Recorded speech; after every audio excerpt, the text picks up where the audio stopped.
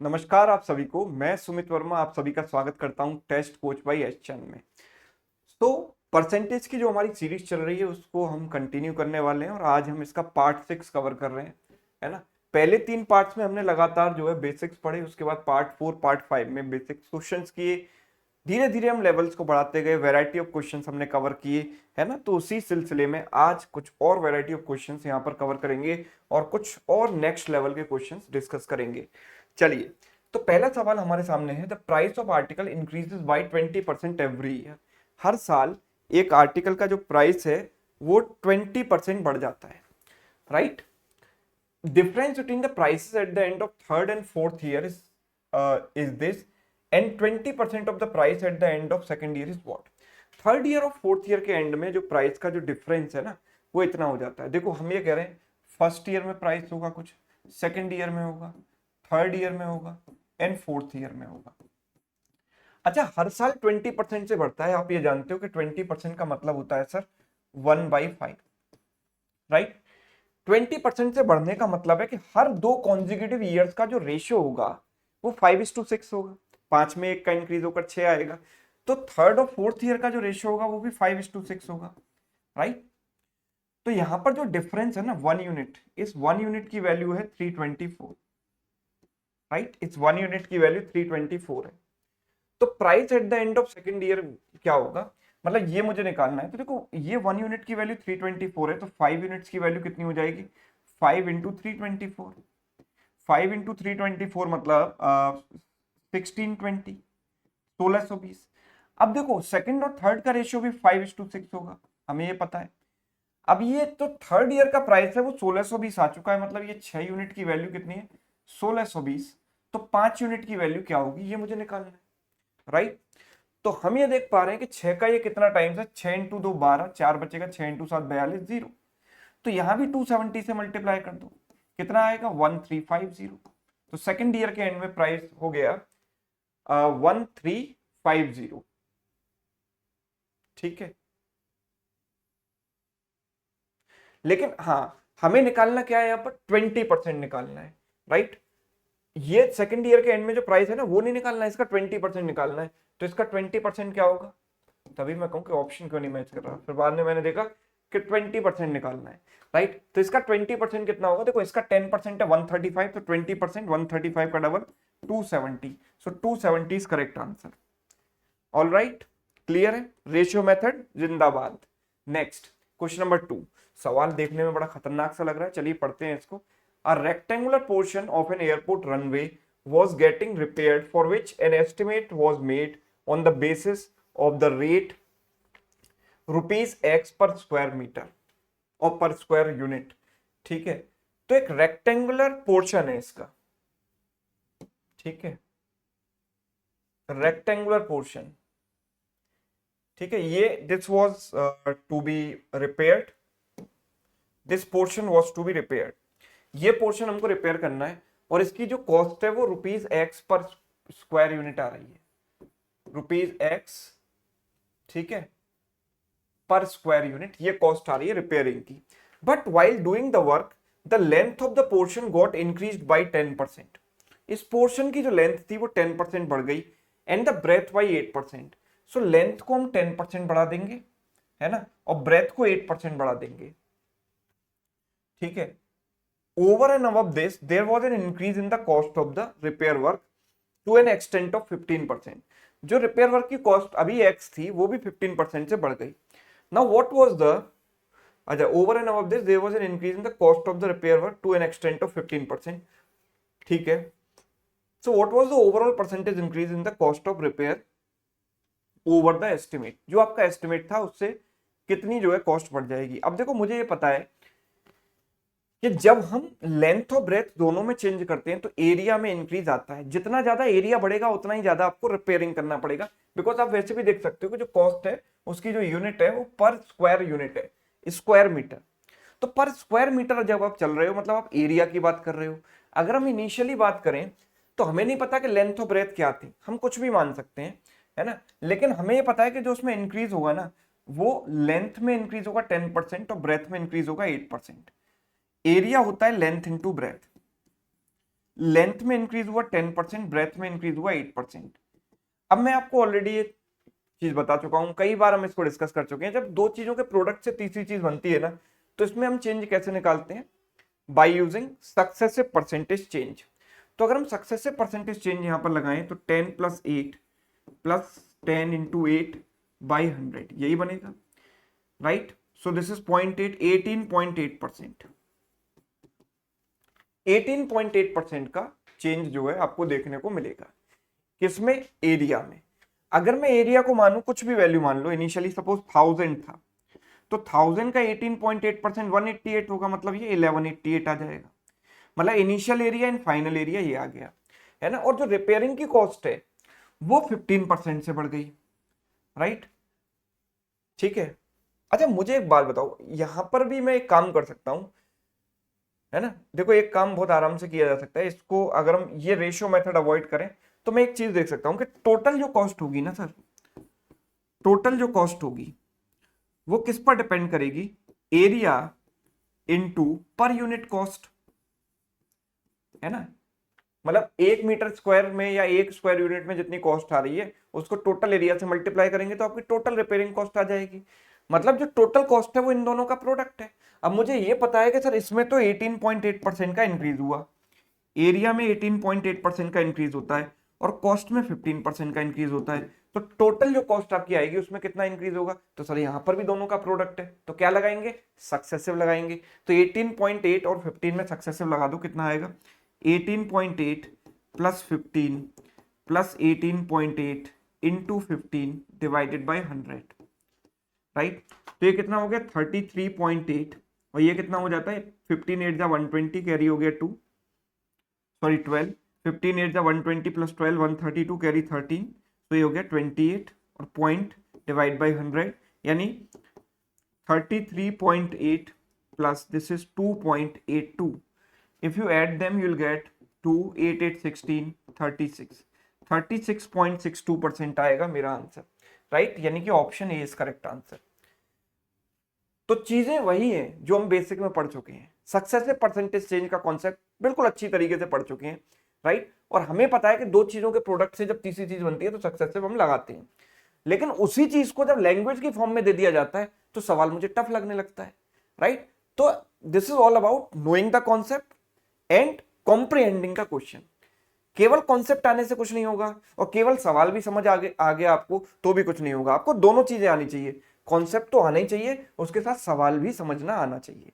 सवाल तो समझना आना चाहिए, उसके साथ कॉन्सेप्ट भी आना चाहिए, दोनों चीजें साथ चलती हैं। Question number 3, price of commodity is increased by 36%, quantity purchased is decreased by 30%.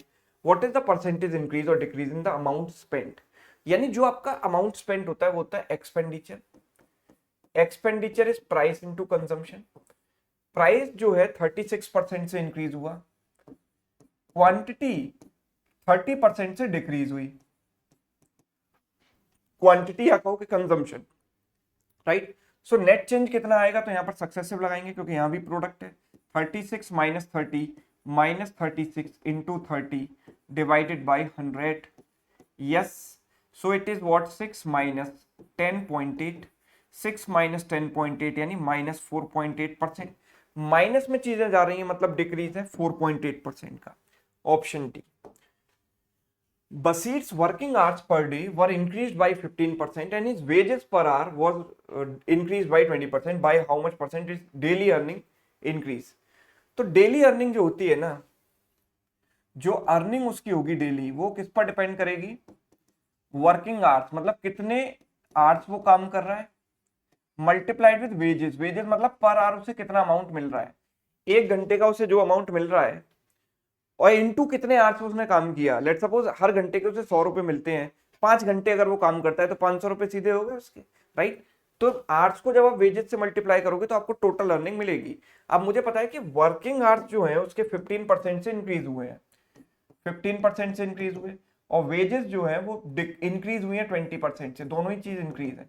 So net change कितना आएगा, बिकॉज यहाँ पर देखो अगेन प्रोडक्ट है तो अर्निंग में चेंज निकालने के लिए यहाँ पर लगा दो सक्सेसिव, 15 + 20 प्लस 15 × 20 बाई 100, राइट, 300, ये गया 3 बार, तो 35 plus 3 38%, right, option B.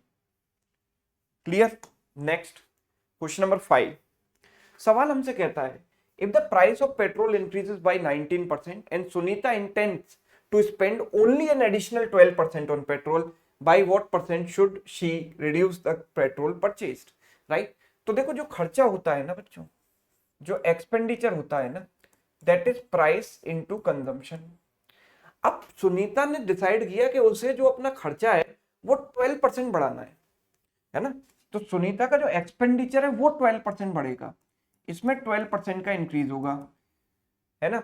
Price में जो है 19% का इंक्रीज हो चुका है, तो कंजम्पशन में कुछ परसेंट का डिक्रीज होगा, है ना। लेट सपोज x% का चेंज आ रहा है, मैं प्लस माइनस कंसीडर ही नहीं कर रहा, मैं प्लस लेकर चल रहा हूं, अगर डिक्रीज होगा तो ऑटोमेटिकली माइनस आ जाएगा, राइट। तो इन दोनों का जो नेट चेंज है मैं इसके बराबर रखूंगा, वही तो कॉन्सेप्ट है। सो हम कह सकते हैं कि 19 plus x plus 19 into x divided by 100 and this is equal to 12%, यानी net change is 12। So it is 119 by 100 x equals to -7। ये 17 से गया 7 बार, x की वैल्यू आ गई -100/7, राइट। यस, सॉरी 7 से गया 17 बार, तो -100/17, तो 1/17 होता है 5.88%, so this goes 5.88 times, तो 5.88%, ठीक है। तो 5.88% मतलब नियरेस्ट इंटीजर तो हमसे पूछा है, तो 5.88 के नजदीक जो इंटीजर है वो क्या है 6, तो ऑप्शन डी इज करेक्ट। सबसे नजदीक जो इंटीजर है वो बताना है।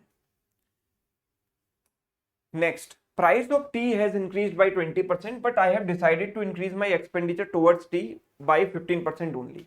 भैया प्राइस तो 20% बढ़ गया, तो मेरा खर्चा भी आइडियली 20% बढ़ जाता अगर मैं उतनी चाय रोज पीता रहता तो। लेकिन मैंने सोचा कि मैं अपने खर्चे को लिमिटेड करूंगा, मैं ज्यादा नहीं बढ़ाना चाहता, मैं सिर्फ 15% ही बढ़ा सकता हूं। So by what percent should I reduce my consumption? Correct up to 1 decimal place in order to be able to maintain the same level of expenses towards tea. ठीक है, तो again the same thing. Expenditure is nothing but price into consumption. Price is increased by 20%. Consumption में x% का change आ रहा है, expenditure में 15% का change आए, राइट। अभी मैंने पिछले क्वेश्चन को, आप पिछले क्वेश्चन की तरह भी इसको कर सकते हो, 20 plus x plus 20 into x by 100 बराबर 15 रख के एक्स की वैल्यू निकाल सकते हो। लेकिन हम दूसरे मेथड से भी कर सकते हैं। आपको याद होगा कि जब हमने क्लास 3 में सक्सेसिव परसेंटेज चेंज का बेसिक पढ़ा था, तो वहां पर मैंने आपको क्या बताया था कि मिसिंग वैल्यू कैसे निकालते हैं, इसका रेशियो अपॉन इसका रेशियो, याद कीजिए। अगर नहीं देखी है वो क्लास तो उसको देखिए, कॉन्सेप्ट को ढंग से समझिए, है ना। तो इसका रेशियो अपॉन इसका रेशियो मुझे करना है, तो इसका रेशियो कितना बनेगा, 100 से 115 हो जाएगा ये, और इसका रेशियो क्या बनेगा, देखो 1/5 का इंक्रीज है, यानी 5 से वैल्यू 6 हो जाएगी, राइट। क्रॉस मल्टीप्लाई कर दो, एक काम करता हूं 5 को इधर मल्टीप्लाई कर देता हूं, है ना। 5 को दोनों में 5 से मल्टीप्लाई कर देता हूं तो 100 हो जाएगा, और ये 5 से मल्टीप्लाई करने पर कितना हो गया 575/6। 6 से उसको काटा, 6 इंटू 9 54, 3 बचेगा, 6 इंटू 5 30 बचेगा 5, 6 इंटू 8 48, तो 100 से 95.8 हुआ, मतलब 4.2% का डिक्रीज हो रहा है।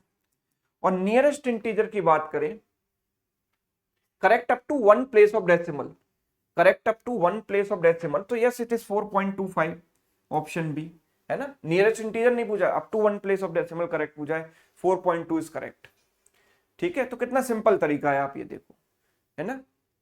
इसका जो ओवरऑल रेशियो है उसको इसके रेशियो से डिवाइड कर दो, तो मिसिंग वैल्यू आपको मिल जाती है। For an examination, it is required to get 36% maximum marks to pass. A student got 113 marks and failed by 85 marks. Maximum marks for what? तो एग्जामिनेशन में आपके जो पासिंग मार्क्स हैं वो 36% है ना। तो मैंने मान लिया कि भाई मैक्सिमम मार्क्स जो है वो 100x है। मैक्सिमम मार्क्स जो एक स्टूडेंट ला सकता है मुझे नहीं पता, तो मैंने मान लिया 100x, ठीक है। स्टूडेंट के कितने मार्क्स आए, 36% मार्क्स, तो स्टूडेंट के मार्क्स आए इसका 36%, यानी 36x, राइट।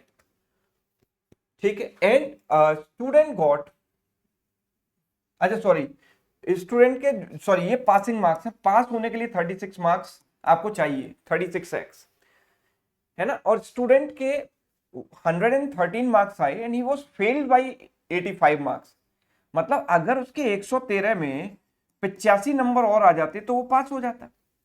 मतलब उसके 113 नंबर आए हैं, अगर उसमें 85 और ऐड कर देता तो वो पास हो जाता, यानी उसके मार्क्स पासिंग मार्क्स के बराबर आ जाते। तो पासिंग मार्क्स कितने हैं? 36x, तो इसके जो मार्क्स हैं वो 36x के बराबर हो जाते। यस और नो? तो 36x की वैल्यू कितनी हो गई भाई? इन दोनों का सम कितना हो गया? 198, राइट। 198, 18 से गया 2 बार, 18 से गया 11 बार, तो x की वैल्यू आ गई भाई 11/2 यानी कि 5.5। तो मैक्सिमम मार्क्स हमसे पूछा है 100x, तो 100x की वैल्यू कितनी आ जाएगी सर? इसका 100 टाइम्स कर दो, कितना आ जाएगा? 550। तो मैक्सिमम मार्क्स है 550, ऑप्शन डी। क्लियर? यस, ठीक है। अब थोड़ा सा शॉर्ट रास्ता, मतलब ये तरीका वही है लेकिन करने का थोड़ा, देखने का नजरिया थोड़ा अलग है। मैं एक्स माने बिना भी इसको कर सकता हूं। उसे मुझे पता है कि 36% मार्क्स है पास होने के लिए, है ना। अगर किसी बच्चे के 113 मार्क्स आए और 85 नंबर से वो फेल हो गया, मतलब इसमें 85 ऐड करता तो पासिंग मार्क्स के बराबर आ जाते। मतलब 113 में आप 85 जोड़ दो, कितना आ जाता है? 198। तो 36% की वैल्यू 198 हो गई। तो 18 से गया 2 टाइम्स, 18 से गया 11 टाइम्स, तो 2 से गया 5.5 टाइम्स। तो मैं कह सकता हूं कि 1% की वैल्यू कितनी है? 1% की वैल्यू है 5.5। मैक्सिमम मार्क्स होते हैं 100%, तो 100% की वैल्यू कितनी हो जाती है? 550। यस और नो? 100% की वैल्यू हो जाती है 550। Next, a student scored 32% marks in science subjects out of 300. How much should he score in language papers out of 200 if he is to get overall 46% marks? ठीक है, चलिए तो मार्क्स वाले सवालों को हम कर रहे हैं जरा। एक स्टूडेंट के 32% मार्क्स आए साइंस सब्जेक्ट में 300 में से, ठीक है। तो 300 में से भाई उसके मार्क्स आए हैं 32%। आप बताओ इसका 32% क्या होगा? इसका 1% है 3, तो 32% होगा 32 इंटू 3 यानी कि 96, राइट। तो साइंस में उसके 96 मार्क्स आए, है ना। लैंग्वेज पेपर में 200 में से कितने मार्क्स आने चाहिए? तो मुझे नहीं पता कितने मार्क्स आने चाहिए, मैं मान लेता हूं x% मार्क्स आने चाहिए, राइट। तो 200 का x% कितना होगा? परसेंट से 2 जीरो कट गया, 2x आ गया। ओवरऑल उसके मार्क्स कितने आए? 500 में से कितने आने चाहिए? हमें कहा गया कि ओवरऑल उसके 46% मार्क्स आने चाहिए। तो 46% ऑफ 500 यानी 46 इंटू 5 विच इज व्हाट? 230। तो हम कह सकते हैं 96 plus 2x equals to 230।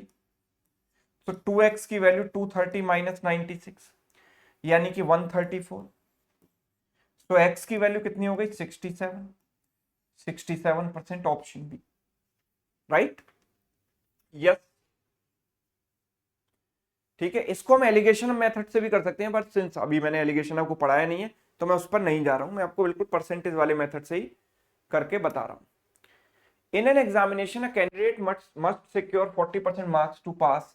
A candidate who gets 220 marks fails by 20 marks. What is the maximum marks in the examination? Yes, maximum marks क्या है? तो अभी जैसे हमने लास्ट टू लास्ट क्वेश्चन किया था उसी की तरह करते हैं। 220 मार्क्स में 20 ऐड कर देते तो पास हो जाता बंदा, यानी कि पासिंग मार्क्स है 40%, जो किसके बराबर होंगे? 220 प्लस 20 यानी 240 के बराबर होंगे। तो 10% की वैल्यू कितनी होगी? 4 से काट दिए। 100% कितना हो गया? अगर 10% इतना है तो 100 इसका 10 टाइम्स है, तो इसका 10 टाइम्स कर दो, कितना हो गया? 600, right. 600 option C. Next, a student has to obtain 33% of total marks to pass. He got 25% of marks and failed by, अब देखो यहाँ पर वैल्यू परसेंटेज में दी गई है कि जो उसके मार्क्स आए वो कितने परसेंट आए, ये दिया गया है। And he is failed by 40 marks. Total marks कितने हैं? मैक्सिमम मार्क्स हमसे पूछा गया है। तो इसमें भी हम सेम ही अप्रोच लगाएंगे, हम कोई 100 वगैरह कुछ नहीं मानेंगे, हम सीधे सीधे ऐसा करेंगे।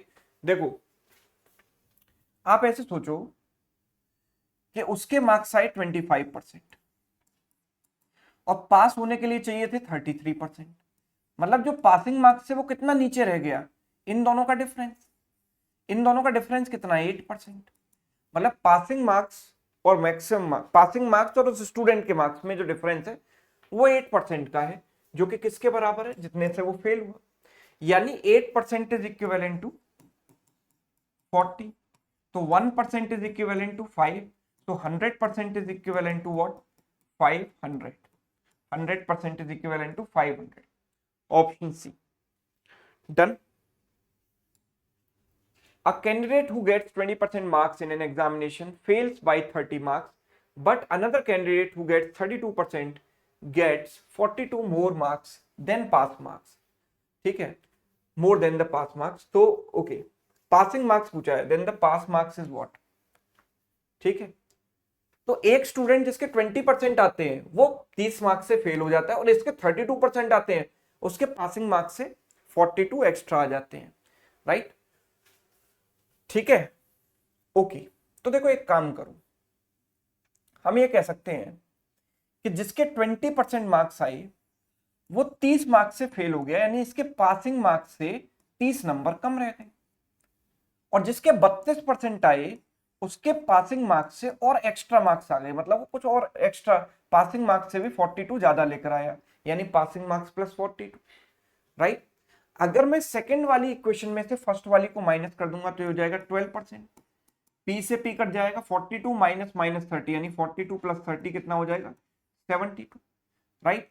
तो हम कह सकते हैं कि भाई 1% की वैल्यू कितनी हो जाती है 6, सो 100% की वैल्यू कितनी हो जाती है 600, यानी एग्जाम में जो मैक्सिमम मार्क्स हैं वो कितने 600। अच्छा मुझे एक बात बताओ, 20% की वैल्यू क्या होगी, आप ये बताओ मुझे 20% की वैल्यू क्या होगी। 20% की वैल्यू 20 टाइम्स 20 इंटू 6 120।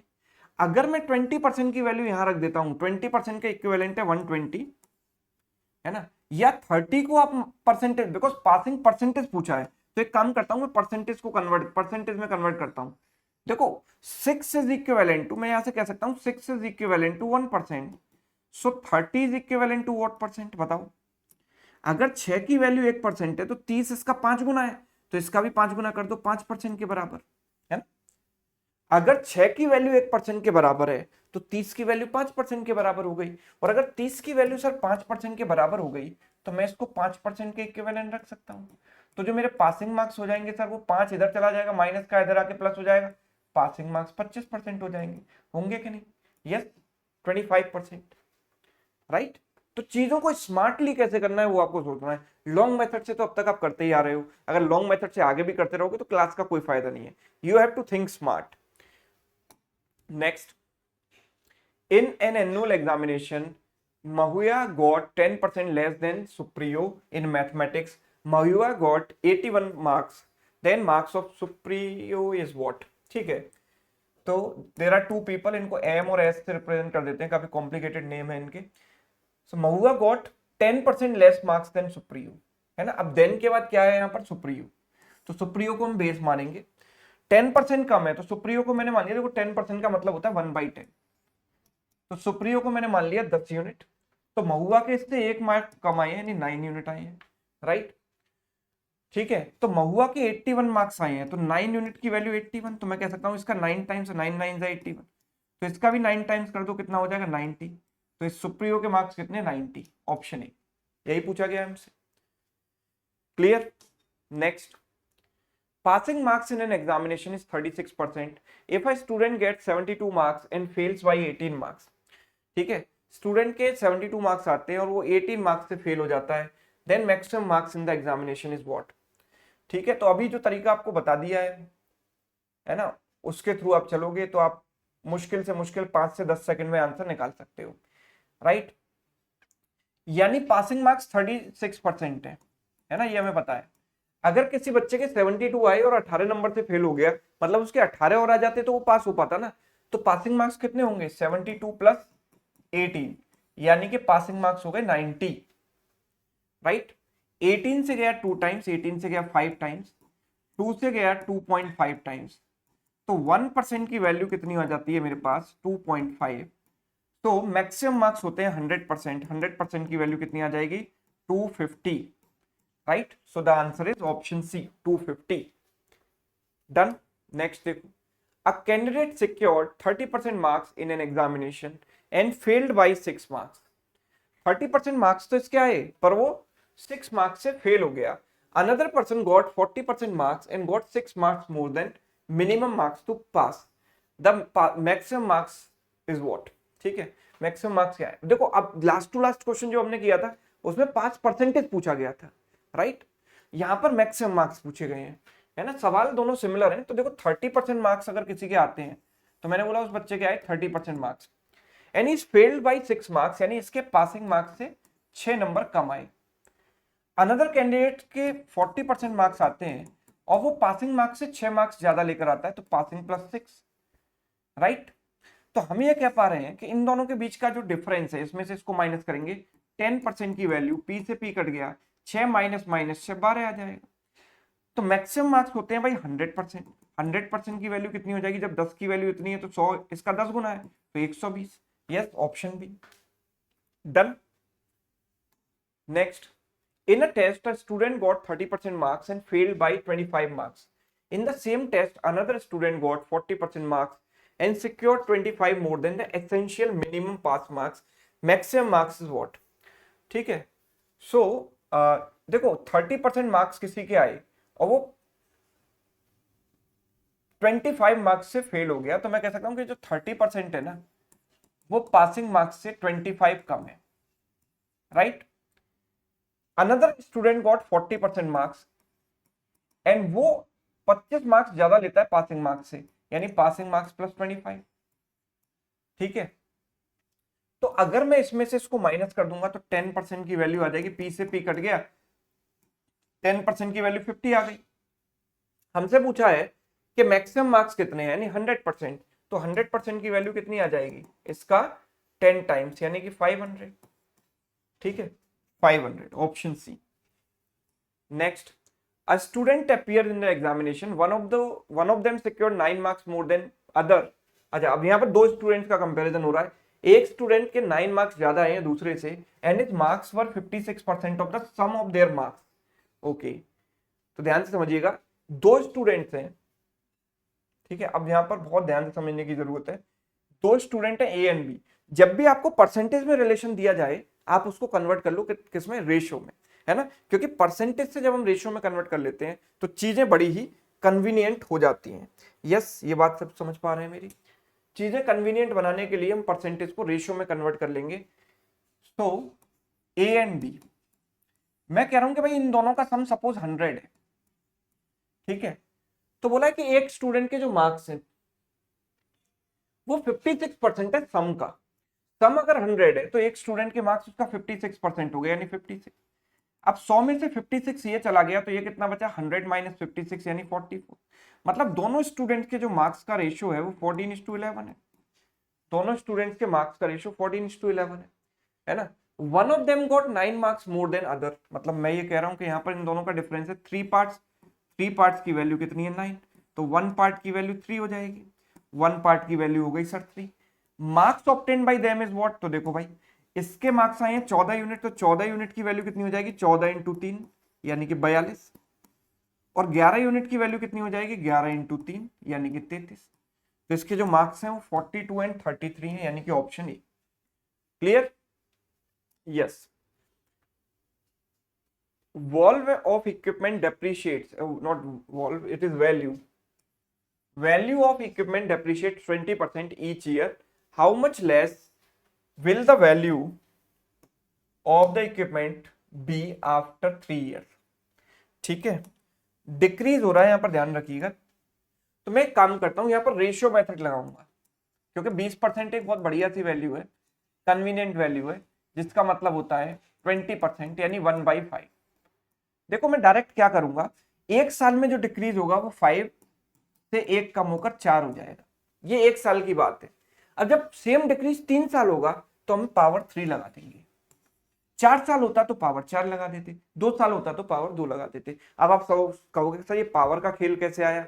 कुछ भी नहीं है। आप ऐसे सोचो कि एक में 5 से 4 हो रहा है, दूसरे साल में भी सेम डिक्रीज होगा 5:4, तीसरे साल में भी सेम डिक्रीज होगा 5:4।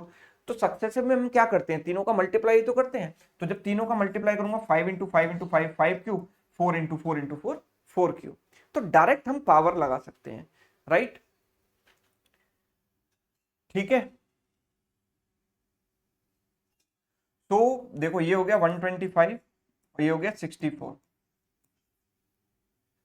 सवाल क्या पूछा है, how much less will the value of equipment be after 3 years। 3 साल बाद कितनी कम होगी, कितनी कम हो जाएगी। तो अब देखो इन दोनों का डिफरेंस कितना आ रहा है, 61 इनिशियल पर निकालते हैं ना हमेशा, डिक्रीज या इंक्रीज।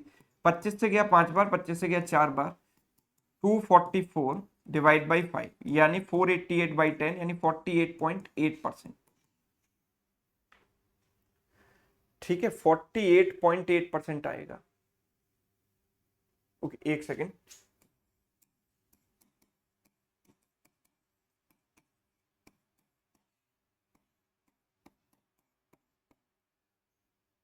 Just a minute. देखो ये सवाल कुछ और पूछना चाह रहा है, इस सवाल की लैंग्वेज थोड़ी अजीब सी है। How much less will the value of equipment be after 3 years।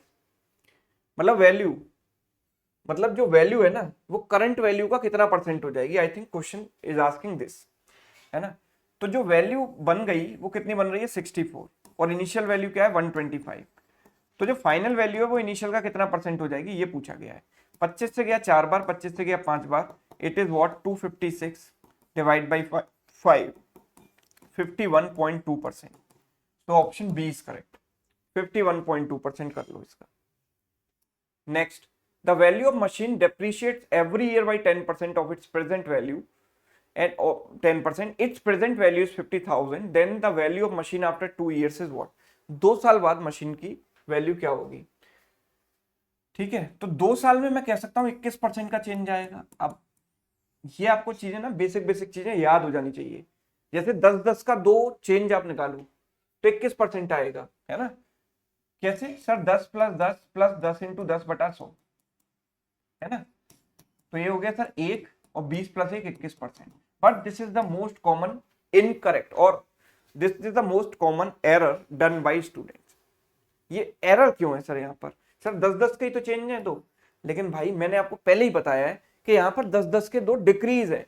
तो जब दोनों डिक्रीज हों, जैसे कि मैंने आपको बताया था सक्सेसिव डिस्काउंट वाले केस में हम क्या करते हैं, D1 + D2 decrease 1 + decrease 2 minus D1 D2 by 100, ये लगाते हैं। तो 10 + 10 minus 10 into 10 by 100, so this is what 1, 20 minus 1 is 19% आएगा, ना कि 21%। पहली बात, आप अगर ये फॉर्मूले के चक्कर में नहीं पढ़ना चाहते तो आपको ए बी रूल तो पता है, a + b + ab by 100। तो डिक्रीज है 10 का, तो -10 प्लस -10 प्लस -10 इंटू -10 by 100, ये तो कर ही सकते हैं।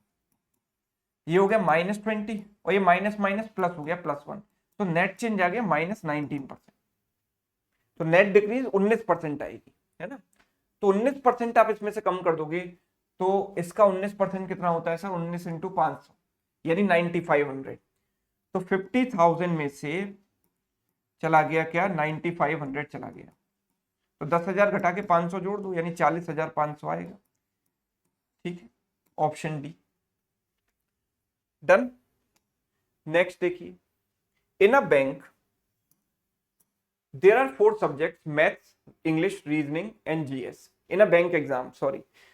ठीक है, having full marks, a student gets this percent marks respectively, find the overall percentage in the examination। इसको बड़े आराम से हम वेटेड एवरेज से कर सकते हैं, राइट। वेटेड एवरेज जो कि एलिगेशन का बड़ा भाई होता है, लेकिन ना तो अभी आपने वेटेड एवरेज पढ़ा है ना एलिगेशन पढ़ा है, तो मैं सिंपल इसको परसेंटेज से ही सॉल्व करूंगा। मैथ्स में 200 मार्क्स है मैक्सिमम, इंग्लिश 150 नंबर का है, रीजनिंग 100 नंबर का है, और जीएस 50 नंबर का, 50 मार्क्स का है, राइट। अब एक स्टूडेंट के मार्क्स आते हैं भाई यहाँ पर 69%, इसमें आते हैं कितने 71%, ठीक है, इसमें आते हैं 74% और इसमें आते हैं 71%। देखो स्मार्ट अप्रोच क्या कहती है यहाँ पर, सबसे पहली चीज कि इनका जो टोटल है वो कितना है, ये 200 प्लस 300, 200 प्लस 100, 300 प्लस 200, 500, टोटल तो सर आ गया 500। ये वैल्यू मैं कैसे निकालूंगा, कितने आए, तो इसका तो 69% निकालना पड़ेगा, 69 का डबल, 69 इंटू 2 कितना हो गया 138, ये हो गया। चलो इसको अभी छोड़ दो क्योंकि ये पॉइंट में आएगा। इसको देखो 74% ऑफ 100 यानी 74 है ना। अब ये भी 71% है और ये भी 71% है, दोनों वैल्यू इक्वल है ना। तो दोनों का अलग अलग 71% निकालने के बजाय मैं इन दोनों के सम का 71% निकाल लेता हूं, वो मेरे लिए ज्यादा आसान हो जाएगा। क्यों, क्योंकि इनका सम बड़ा प्यारा नंबर है 200, और 200 का 71% निकालूंगा तो कितना आएगा 71 इंटू 2 142, यानी ये जो दो वैल्यू है इनका जो सम आएगा 142 आएगा, ये अलग है ना।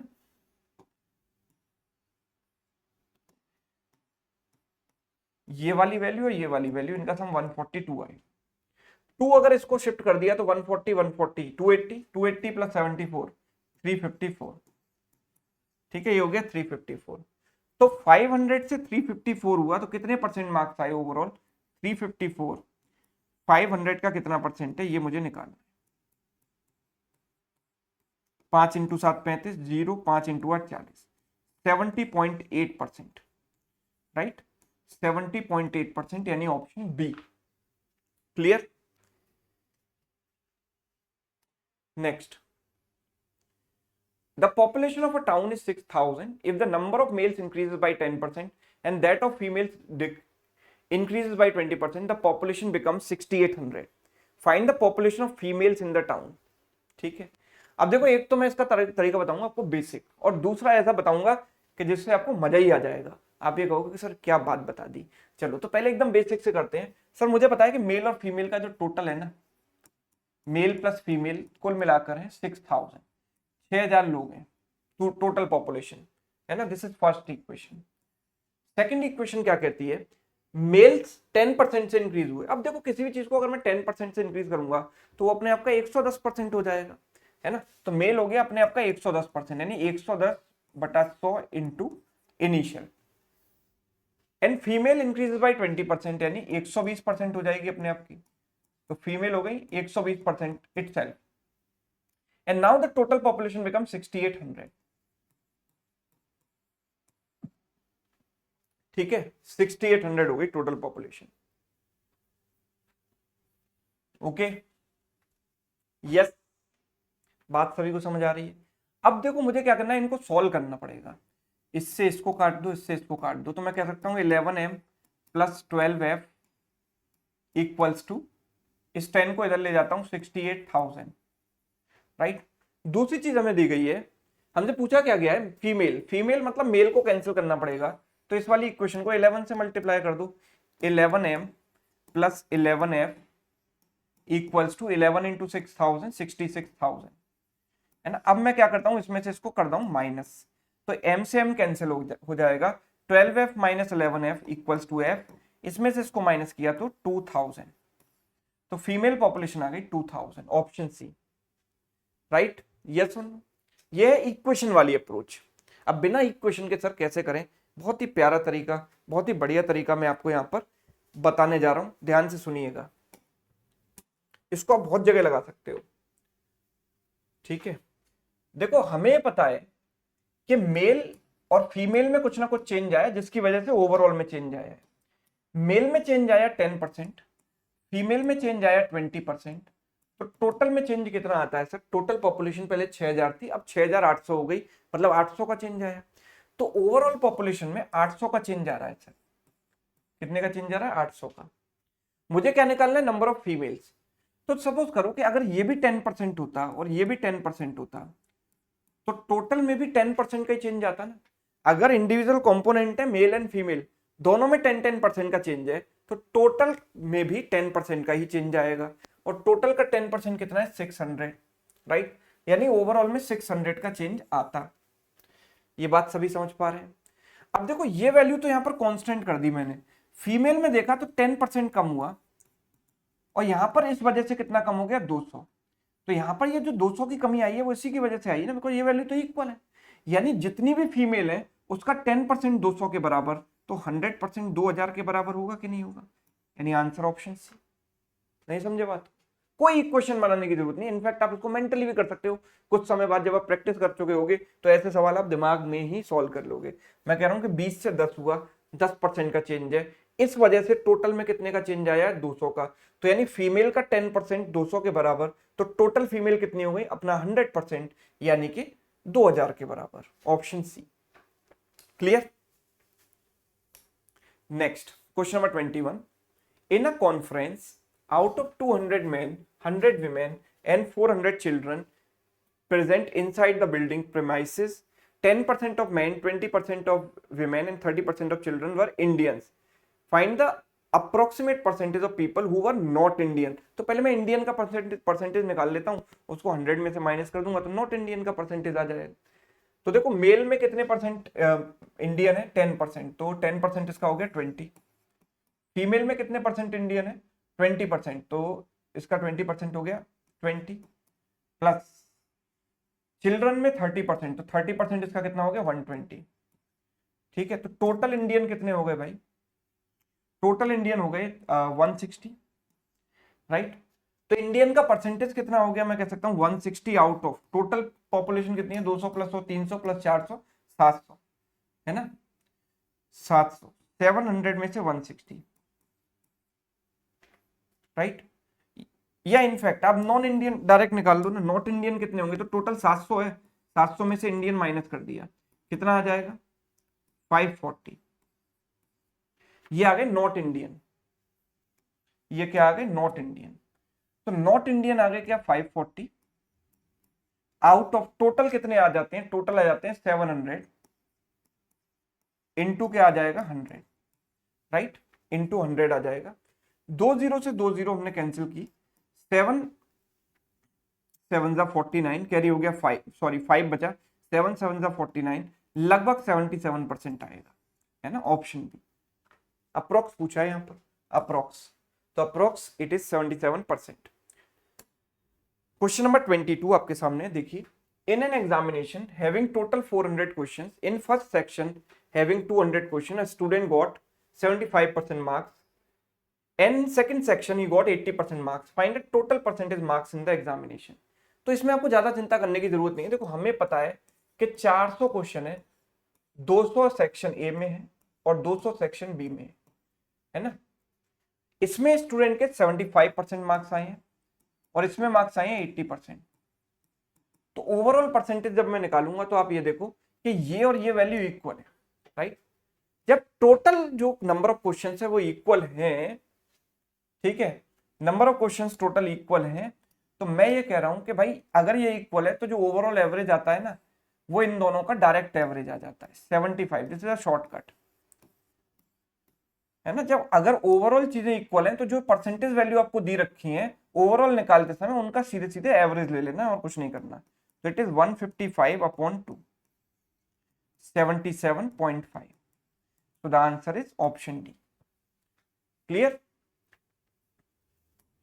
Next, in an SSC exam, there are 4 subjects: math, English, reasoning, GS, having full marks. A student got 69%। तो ऐसा क्वेश्चन हम आई थिंक ऑलरेडी कर चुके हैं, सो आगे बढ़ते हैं। Price ratio of wheat, rice and vegetables is 8:5:7.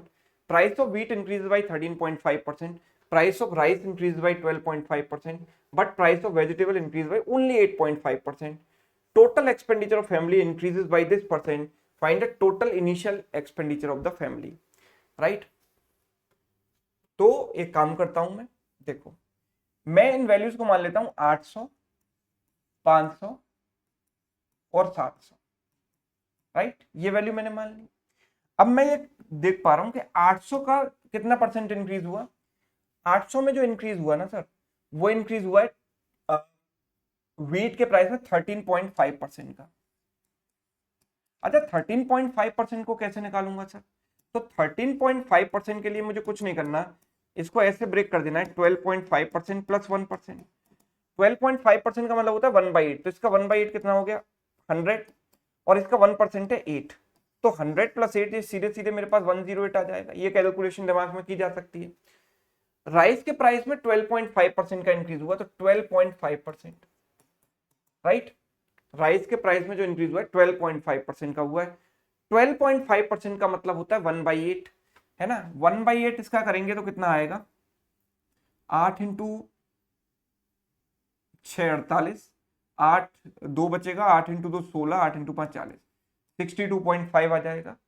And the third thing is vegetable के प्राइस में 8.5% का चेंज आया, सो इट इज 8.5 इंटू 7, भाई इसका 1% है 7, तो 8.5 इंटू 7 कितना हो गया, 8 into 7 56 and 7 into 0.5 3.5, 56 plus 3.5 is 59.5, right. तो जो ओवरऑल इंक्रीज आ रहा है ना वो इन तीनों का सम होगा, ओवरऑल इंक्रीज इन तीनों का सम होगा। कैसे होगा, तो देखो 0.5 इसको दे दिया मैंने तो ये 60 हो गया, भाई 0.5 इसको मिल जाएगा तो 60 हो जाएगा ना। 60 plus 62 is 122, 122 plus 108, so 22 plus 8 is 30, 112, so 230, so net change is 230 and that is equal to 1150। ये हमें दिया गया है कि जो नेट चेंज है ना वो 1150 के बराबर है। तो हम ये कह सकते हैं कि ये 23 इंटू 5 115 होता है, मतलब एक यूनिट की वैल्यू 5 आ गई। तो इनिशियल टोटल एक्सपेंडिचर कितना है इन तीनों का सम 2000, है ना। तो जब एक यूनिट की वैल्यू 5 है तो 2000 यूनिट की वैल्यू कितनी हो जाएगी सर, 2000 इंटू 5 हो जाएगी। तो सर 2000 इंटू 5 कितना होता है 10,000, ठीक है, नन ऑफ दिस, ठीक है, yes. In an examination, there are total 270 questions. In the first sitting, out of 135 questions, a student scores 66% marks. Then, how much percentage he has to score in the second sitting so that overall he will score 70% marks? यानी 66% marks आए, यानी उसने 66% questions correct किए, इसमें 70% marks आए, यानी उसके 70% questions correct हैं। अच्छा, अब देखो पहली बात तो ये समझो कि अब 270 है, 270 में से मैंने पहले सेक्शन में 135 रख दिया तो बाकी 135 दूसरे में जाएगा, बिकॉज ये इसका आधा है तो ये भी आधा होगा। मतलब दोनों का जो रेशियो है 1:1 है, इक्वल इक्वल वाली बात आ गई, है ना। और इसमें इसके 66% मार्क्स आए हैं, इसमें मुझे नहीं पता कितने आए हैं, लेट सपोज X%। तो जब ये दोनों वैल्यू इक्वल है तो मैंने आपको बताया कि ओवरऑल वैल्यू हम कैसे निकालते हैं, ओवरऑल परसेंटेज निकालते हैं इन दोनों परसेंटेज का सीधा सीधा एवरेज, यानी this plus this divided by 2, यानी 60 प्लस एक्स डिवाइडेड बाई 2। यानी ये जो ओवरऑल परसेंटेज है वो मुझे किसके बराबर दिया गया है, 70 के बराबर।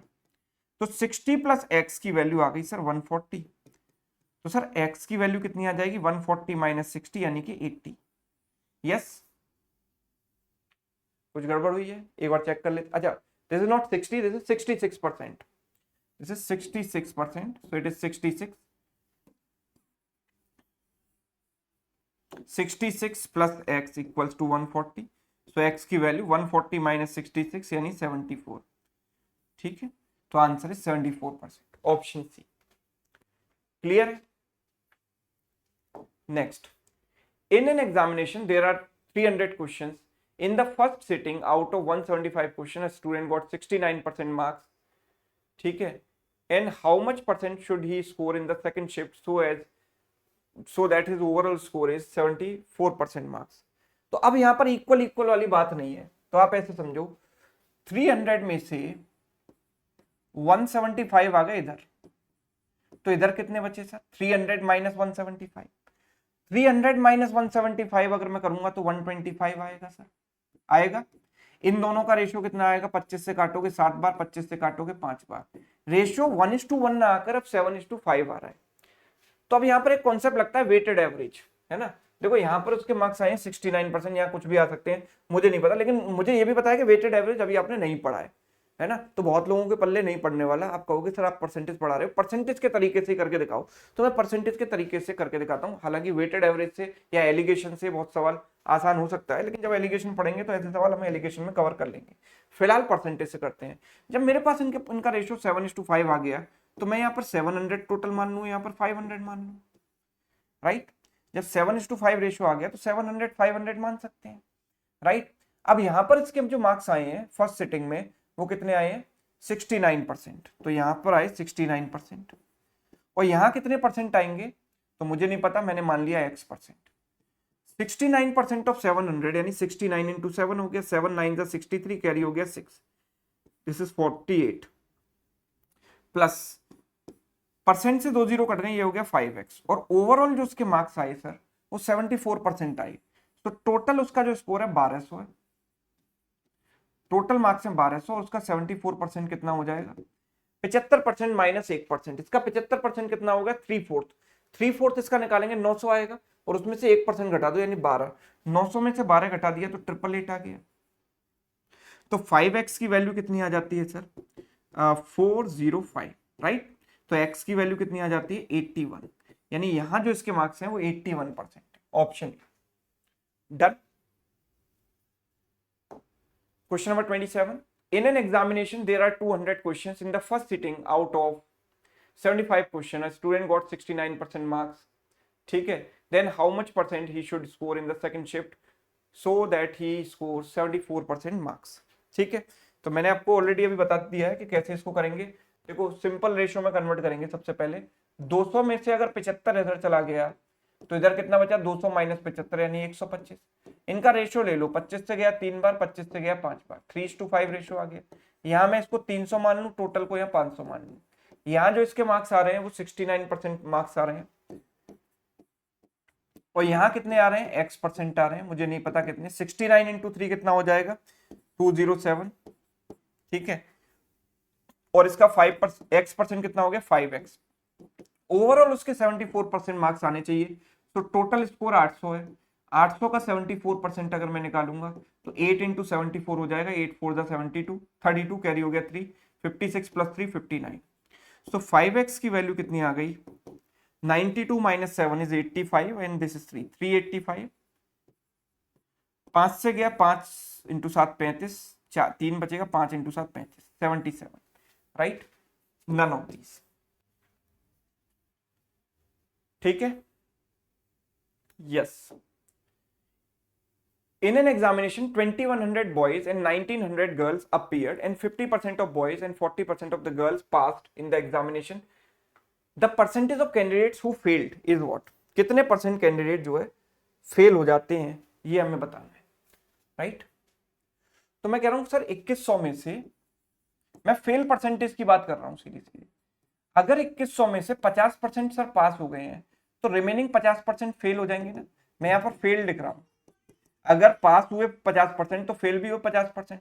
इसका 50% कितना हो गया, 1050, इसका आधा. और अगर गर्ल्स में बात करें तो 40% पास होती हैं तो 60% फेल हो जाएंगे. 100 माइनस 40 यानी 60%. इसका 10% है 190, तो 60% हो जाएगा 190 इंटू 6, 1140, 19 इंटू 6 114. तो कितने फेल हो गए हम कह सकते हैं, ये टोटल जो है फेल हो गए यानी 2190. कितने में से, इन दोनों का सम कितना है, 4000. तो 4000 में से अगर इतने फेल हो जा रहे हैं तो फेल परसेंटेज कितना होता है, 2190 अपॉन 4000 इंटू 100. ये 3 0 से 3 0 कैंसिल, 4 से काटा, 4 इंटू 5 20, एक बचेगा, 4 इंटू 4 16, 3 बचेगा, 4 इंटू 7 54.75%, यानी कि option C. All right, yes और नो. बात सभी को समझ आ रही है. चलो, Delhi population every year increases by 4%. if population after 2 years is there, then find the present population. Simple रास्ता मैं बताता हूँ, रेशियो मेथड. आपको पता है 4% का मतलब होता है सर 1/25, होता है कि नहीं. अब एक साल में आप 25 से बढ़ाकर 26 कर दोगे, वो 25 में एक का इंक्रीज 26 हो गया. तो 2 साल में जब सेम इंक्रीज है तो मैंने बताया ना पावर लगा देते हैं, पावर 2, राइट. तो ये हो गया 625 और ये कितना हो गया 676, राइट. अब ये जो फाइनल पॉपुलेशन है 2 साल बाद की वो मुझे दी गई है 67600, 67600. ये आपको साफ साफ दिखाई दे रहा है, इसका 100 टाइम्स है तो इसका भी 100 टाइम्स कर दो, कितना हो जाएगा 62500. तो current population is 62500, that means option A, right. Yes और no. Next question number 30 is the last question, और ये आपको होमवर्क में ट्राई करना है और इसका आंसर मुझे आप कमेंट करके बताएंगे. ठीक, सभी लोग ट्राई करेंगे, कमेंट करके इसका आंसर बताएंगे. ठीक है. और साथ ही साथ मैं आपको बता दूं कि ये जो है टेस्ट कोच बाय एस चंद एक बेहतरीन ऐप है, सारा study material exam related, various exams जो भी आपके हैं सबसे रिलेटेड जो स्टडी मटेरियल है वो आगे चलकर आपको यहीं पर मिलने वाले हैं। तो ये ऐप आपके मोबाइल में होना कंपलसरी है, राइट, तभी आप सारे मटेरियल का एक्सेस कर पाएंगे। तो क्यूआर कोड को स्कैन कीजिए और इस बेहतरीन वाले ऐप को अभी से आप डाउनलोड कर लीजिए, क्योंकि आगे बहुत सारे सरप्राइजेस आपके लिए आने वाले हैं। ठीक है, तो ये था भाई परसेंटेज पार्ट 6, जहां पर हमने आगे की और जो वेराइटी ऑफ क्वेश्चंस हैं वो कवर किए। धीरे धीरे इसी तरह से हम टाइप वाइज क्वेश्चंस कवर करते जा रहे हैं। आगे आने वाले पार्ट में हम और डिफरेंट टाइप्स के क्वेश्चंस कवर करेंगे। उम्मीद करता हूं ये सेशन आपके लिए फ्रूटफुल रहा होगा, आपको मजा आया होगा। अगर सेशन आपको अच्छा लगा है तो वीडियो को लाइक करना और दोस्तों के साथ शेयर करना ना भूलें। कमेंट करके अपना फीडबैक जरूर दें। Thank you so much.